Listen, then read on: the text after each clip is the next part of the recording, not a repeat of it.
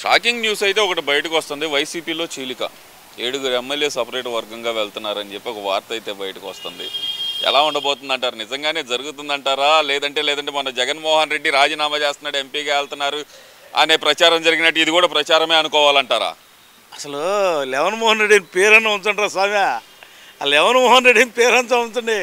ఆ చవన్మోహన్ రెడ్డికి వెళ్ళిద్దాం పేరు చూడు. లెవన్మోహన్ రెడ్డి చవన్మోహన్ రెడ్డికి వెళ్తుందేమో. ఏదైనా చట్టం తన పని ఆయన చేసుకుపోతే ఎవడు ఎక్కడ ఉండాలో అక్కడే ఉంటాడు. తొందర ఏం పడద్దు. ఎవరికి ఎంత నామాలు పెట్టారో అంతకు 2 నామాలు పెడతారు ప్రజలు. ఎందువల్ల అంటారు? ఇప్పుడు సడన్గా ఈ న్యూస్ బయటకు రావడం వెనుకున్న మర్మం ఏమనుకోవచ్చు అంటారు? మర్మం లేదు, పాడు లేదు. దీంట్లో ఏమి వాళ్ళు చేసిన అరాచకం అలాంటిది. దీంట్లో మర్మం ఏముంది? ఏమన్నా డబ్బులు తీసుకొచ్చామన్నా కాజేయలేదుగా. మన అందరే డబ్బులుగా ఇంట్లో కాజేయలేదుగా. వాడు ఇంట్లో ఏమైనా తీసుకొచ్చామన్నా బట్టను నొక్కాడా? నొక్కలేదుగా. జనం డబ్బులే తీసుకెళ్ళి విపరీతంగా ఖర్చు పెట్టారు. నీ డిపార్ట్మెంట్ నుంచి నాకు, నా డిపార్ట్మెంట్ నుంచి ఇంకోటికి, ఇంకో డిపార్ట్మెంట్ నుంచి ఇంకోటికి. మొత్తం అసలు లెక్క ఎంత ఉందో కూడా తేలటల్లా. బాబు గారు అంత నాలెడ్జి, 40 సంవత్సరాల సీనియారిటీ నాలెడ్జికే ఆ లెక్క అన్నట్లా అందిద్ది. లెక్క విపరీతంగా ఏమి 100% లెక్కిస్తారు. లెక్కించిన తర్వాత ఎవరికి ఎంత అంటాలో, ఎంత పంగనామాలు పెట్టారో అంతకు 2 పంగనామాలు పెట్టి చట్టం తన పని చేసుకుంటుంది. ఇప్పుడు దాకా చూస్తే గెలిచి 60 రోజుల్లో, కూటమి ప్రభుత్వం గెలిచిన 60 రోజుల్లో దాదాపు ఆయన ఒక 30 రోజులు బెంగళూరులోనే ఉన్నారు. మళ్ళీ ఇప్పుడు చూస్తే కనుక నాకు నవంబర్లో యూరోప్ టూర్కి ఒక 60 రోజులు పర్మిషన్ ఇవ్వమంటున్నారు. ఎలా చూడాలంటారు ఈ పరిస్థితిని? ఏముంది, పారిపోతున్నాడు. ఇప్పుడు చంద్రబాబు పారిపోయాడు. కనీసం హైదరాబాద్ ఆయన పోయింది. ఈయనలాగే ఏమన్నా లండనో ప్యారిసో పర్మిషన్ తీసుకొని ఆడికి పోవాల్సిన అవసరం కర్మ చంద్రబాబుకు పట్టలేదు.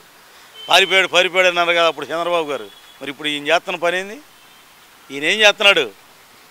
ఈయన ఏమన్నా ఉంటున్నాడా ప్యాలెస్లో? ఏమన్నా ఎందుకు ఉండలేదు ప్యాలెస్లో? ఉత్సాహపడుతున్నాయి ప్యాలెస్లో ఉండాలంటే.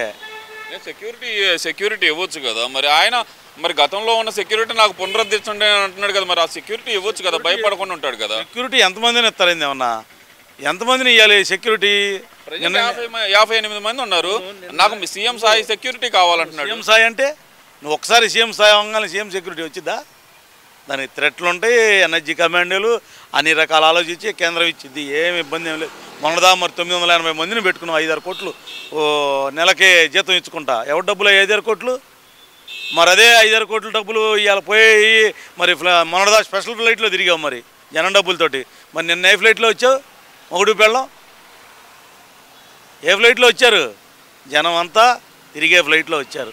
అర్థం చేసుకో. ఇప్పటికైనా లెవన్మోహన్ రెడ్డిని శవన్మోహన్ రెడ్డిగా చేస్తున్నారు వాళ్ళ నాయకులు. తొందరగా అది కూడా జరగబోతుంది. శవన్మోహన్ రెడ్డిగా అవుతారంటారు. లేదంటే కనుక వాళ్ళు సింగిల్ రెడ్డిగా కూడా కావచ్చు. లెవన్మోహన్ రెడ్డిని శవన్మోహన్ రెడ్డి సింగిల్గా కావచ్చు. చెప్పలేము, అది ఎవరైనా చెప్పచ్చు. అంటే ఇక్కడ ఇంకో విషయం ఏంటంటే కనుక ఇక్కడ మమ్మల్ని ఏం చేయలేక, అంటే ఇక్కడ వాళ్ళు అంటుంది ఏంటంటే కనుక ప్రజలకు మంచి చేయలేక మా పార్టీ మీద పడుతున్నారు, మా పార్టీ కార్యకర్తలను చంపేస్తున్నారు, మా నాయకుల మీద దాడులు చేస్తున్నారు, వాళ్ళ ఆస్తులు ధ్వంసం చేస్తున్నారు అంటూ వాళ్ళు చేస్తున్న ప్రచారం. మరి ఇందులో వాస్తవం ఎంత ఉంది? ఉదాహరణ చూసుకుంటే నేను తాడిపత్రి కందిపోగుల మురళి అనే అతని వ్యక్తి ఇల్లు తగలబెట్టడం కానీ అతను చేసిన విధ్వంసం. ఇక్కడ మీరు పొరపాటు పడుతున్నారు. అక్కడ ఇల్లు తగలబెట్టారు, కరెక్టే, తగలబెట్టారు అంటున్నారు. తగలెందుకు పెట్టారు? ఇటు నుంచి రాయెత్తనే అటు నుంచి రాయొచ్చేది. మరి గన్ తీసుకొని బయటకు వచ్చినప్పుడు మరి యువతలాడు ఊరుకుంటాడా? ఊరుకోడుగా. ఊరుకునే టైం అయిపోయిందిగా. 5 సంవత్సరాలు నాశనం చేశారుగా ఆంధ్రప్రదేశ్ని. మరి ఇప్పుడు కూడా గన్ తీసుకొని వస్తే ఊరుకుంటుందా? ఎవడికి ఎలా చేయాలో అలానే చేశారు. అదేమీ అరాచకం అద్భుతమేం కాదు. మా వాళ్ళు ఏమి ఆయన ఇంటి మీద పడి దోపిడీ ధర్నాలని చేయలా. అతను చేసిన దానికి ప్రతిఫలం ఇచ్చారు. అంతేగాని ఎక్కడ ఏమి ఎవడో గన్ను తీసుకొని మావాడు ఏమైనా గన్ను తీసుకొని వచ్చాడా? మరి నువ్వు గన్ను తీసుకొని బయటకు వచ్చావంటే దాని అర్థం ఏంది? హింసను ప్రేరేపిస్తుంది టీడీపీ వాళ్ళు. నేను ఆత్మరక్షణ కోసం తెచ్చానని అంటున్నాను. ఆత్మరక్షణ కోసమా? ఆత్మరక్షణ కోసం బేరల గన్ను ఎవరిని పట్టుకొస్తాడా? మాకు తెలియదులే. ఆత్మరక్షణ కోసం మరి కాల్చలేదు. ఆత్మరక్షణ కోసం మరి అన్నీ మీరే చెబుతేట. కేసు అయిపోద్దని మీరే చెబుతుంటారు, ఆత్మరక్షణ కోసం అని మీరే చెబుతుంటారు. ఇంక మరి ఏంది అసలు? ఏమి ఇబ్బంది ఏం లేదు. చట్టం తన పని తాను చేసుకుపోతుంది. మరి ఇక్కడ చివరిగా ఒక ప్రశ్న. ఒకవేళ గనక కోర్టు పర్మిషన్ ఇచ్చి జగన్మోహన్ రెడ్డి గనక విదేశాలకు వెళితే తిరిగి వచ్చే అవకాశాలు ఎంతవరకు ఉన్నాయి అనుకోవచ్చు అంటారు? దైవాధీనం సిటీ బస్ సర్వీస్ లాంటిది, అర్థమైందా? బస్ అంటే దాని అర్థం ఏంటంటే అయితే అతుకురు కాతే గనతుకురు టైపు. కాబట్టి కోర్టు కూడా అంత తేలిగ్గా పర్మిషన్ ఇవ్వదు. మీరందరూ ఎందుకు ఆవేశపడబాకండి. కోర్టు ప్రశాంతంగా నింపాదిగా అన్నీ చర్చించే తప్పదు అనుకుంటేనే ఇస్తుంది, అంత తేలిగ్గా ఇవ్వదు. ఈయనేమన్నా చిన్న చితక మర్డర్ చేసో లేదా దోపిడీ దొంగతనం చేసిన కేసులు కాదు కదా. వైట్ కాలర్ నేరం. వైట్ కాలర్ అంటే ఏందో తెలుసా? సొక్కా వేసుకొని పొడుస్తుంటారు, వెనకేమో ఏం తెలియదు.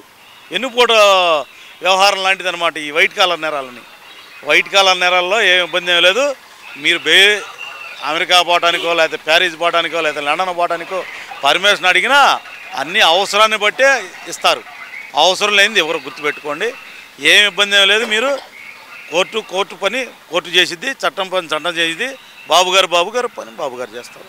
ఇక్కడ చట్టం పని చేయట్లేదు, రెడ్ బుక్ చట్టం పని చేస్తుంది అంటున్నారు కదా. మరి చట్టం రెడ్ బుక్ పని చేయకపోతే జోగి రమేష్ ఇప్పుడు 3 సార్లు స్టేషన్లో ఎట్ట కూర్చుంటాడు చెప్పండి మీరు? 3 సార్లు స్టేషన్లో ఎట్ట కూర్చున్నాడు? నిన్న కూడా వచ్చాడు కదా. మరి నిన్న కూడా వచ్చాడా?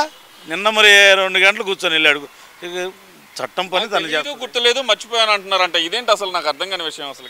మరి తెలియదు, గుర్తులేదు, మర్చిపోయానంటే మనం కూడా అదే చెప్పాలి. చూడలేదు, చూశాను, పొడిచాను మనం చెబుతాం. చూడలేదు, పొడిచాము, గుర్తులేదు. నేను పొడిచాను లేదు, గుర్తులేదు, మనము చెప్పాలంతే. ఏమమ్మా ఎవడికి పెట్టేది వాడికి ఉంటుంది. ఇంత ముందులాగా ఎప్పుడో చూపిట్లా జనం వెంటనే చూపించారు. 151 వచ్చిన 20 ఇస్తే 164 ఇచ్చారు. 164 ఇచ్చారుగా. మరి 23 వచ్చినాయని మాకు ఎగతాళి చేసిన వాడికి మరి 11 వచ్చింది. ఆ 11 కూడా నిలవట్లా. ఆ 11 కూడా ఈవీఎంల వల్లే జరిగినాయి అని చెప్పి బాలినేని శ్రీనివాసరెడ్డి ఆయన చేసిన అర్పణ. అందుకనేగా వాళ్ళ ఒంగోలులో చెక్ చేస్తున్నారు. 4 రోజులు చెక్ చేస్తున్నారు, 24వ తారీఖు దాకా. ఆ బంగారం అది కూడా బయటపడిద్దిగా, తొందర ఏం పడద్దు. మరి 130 ఉండవల్లి కూడా అంటున్నాడు కదా 12.5% ఓటింగ్ ఎక్కడి నుంచి పెరిగిందని అడుగుతున్నాడు కదా. మరి ఉండవల్లి అడుగుతాడు, అడగకుండా ఎట్టుంటాడు? ఆయన అడగటానికే పుట్టాడు, ఇంక దేనికి చేయటానికి పుట్ల ఆయన. ఆ ఉండవల్లి అనే వేస్ట్ క్యాండిడేట్ దేనికి పనికిరాడు, దేనికి ఏమి చేయడు. అతను ఓన్లీ క్వశ్చన్ వేస్తాడు, ఇంట్లోకి వెళ్ళిపోతాడు. మళ్ళీ వచ్చి క్వశ్చన్ వేస్తాడు, ఇంట్లోకి వెళ్ళిపోతాడు. ఆ క్వశ్చన్కి ఆన్సర్ చెప్పడానికి కూడా ఆయన దగ్గర లేదంటారు. లేదు.